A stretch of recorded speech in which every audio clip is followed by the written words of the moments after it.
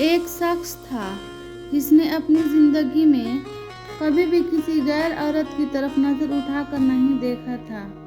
एक बार कुछ यूं हुआ कि वह शख्स बहुत ही ज्यादा तंगदस्त हो गया।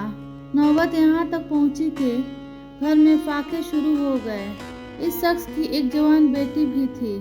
जब फाके इंतहाई बढ़ गए तो वह लड़की अपने छोटे भाई बहनों की हालत देखकर गलत कदम उठाने पर मजबूर हो गई। दिल में इरादा करके घर से निकली कि अपना जिस्म बेचकर कुछ खाने का सामान करूंगी।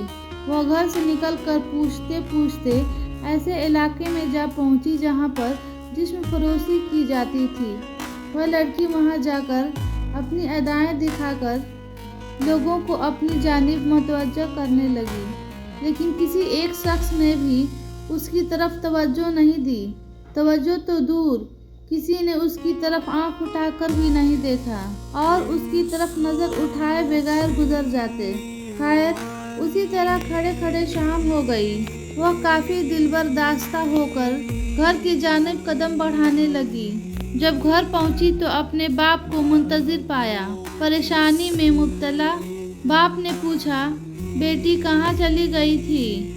लड़की ने बाप से माफ़ी मांगी और रो रो कर सारा माजरा बयान किया और पूछा, अब्बू मुझे अपने भूख से बिलबिलाते हुए भाई बहनों की हालत देखी नहीं गई और मैं मजबूर होकर गुनाह करने निकल पड़ी, लेकिन किसी एक शख्स ने भी मेरी तरफ नज़र उठाकर नहीं देखा।